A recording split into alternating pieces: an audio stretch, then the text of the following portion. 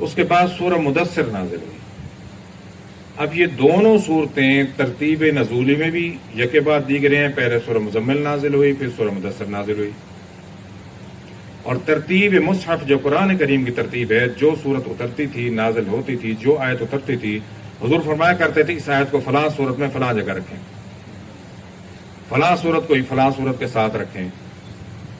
تو یہ دو صورتیں، ان کو جڑواں صورتیں کہا جاتا ہے کہ ترتیب نزولی میں بھی تیسری وہی سورہ مزمل کی ہے، چوتھی سورہ مدثر کی ہے۔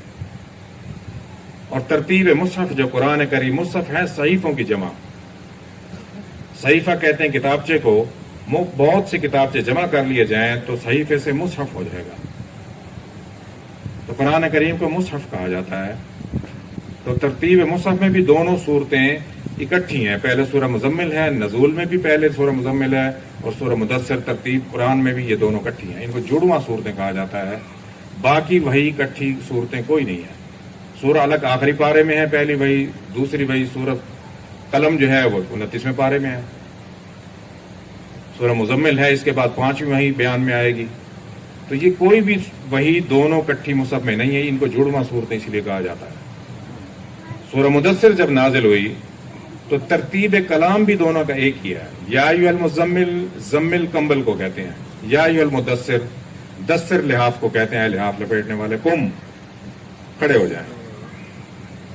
مزمل میں بھی یہی فرمایا کہ قم، کھڑے ہو جائیں آپ۔ اب وہاں کھڑے کس لیے ہونا ہے کہ اللہ کو یاد خود کریں۔ اب یہاں کس لیے کھڑے ہونا ہے؟ فانذر، آپ اپنے رب کا ڈر سناؤ لوگوں کو۔ پہلے کیا ہے کہ خود یاد کریں اپنے رب کو، اب لوگوں کو ڈر سنائیں۔ مدثر قم فانذر وربک، اور اپنے رب کی کبریائی بیان کر، وربک فکبر، اپنے رب کی کبریائی بیان کرے۔ لوگوں کو کیا سنانا ہے آپ نے کھڑے ہو کر؟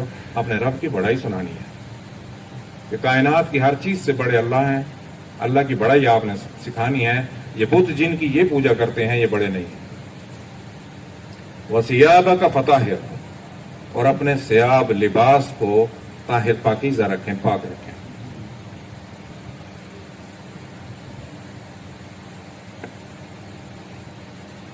وَالرُّجْزَ فَاهْجُرْ، اور گندگی سے دور رہیں۔ اس وقت سب سے بڑی گندگی کیا تھی؟ شرک تھا مکے میں۔ اللہ کے گھر میں بت رکھے ہوئے تھے، 360 بت اللہ کے گھر میں رکھے ہوئے تھے، ہر قبیلے کا ہر دن کا اپنا بت تھا، اور سب سے بڑا جو بت تھا ہبل، وہ کعبے کی چھت پہ رکھا ہوا تھا۔ تو آپ نے بتوں سے دور رہنا ہے، شرک سب سے بڑی گندگی ہے، بتوں کے پرستش سے آپ نے دور رہنا ہے۔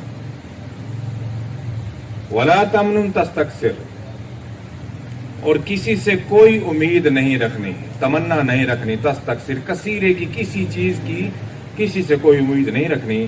پہلے ہی سورۃ قلم میں اللہ تعالیٰ نے نبی کریم صلی اللہ علیہ وسلم کو یہ تسلی دے دی تھی، وَإِنَّ لَكَ لَأَجْرًا غَيْرَ مَمْنُونٍ، آپ کے لیے اجر ہے غیر ممنون، جس کا حساب ہی نہیں ہے، نہ دنیا میں نہ آخرت میں۔ آپ نے کسی سے کسی چیز کی کوئی امید نہیں رکھنی۔ سب سے بڑی توحید، سب سے بڑا مواحد اللہ کا وقت کا نبی ہوتا ہے، ہر نبی سب سے بڑا مواحد ہوتا ہے۔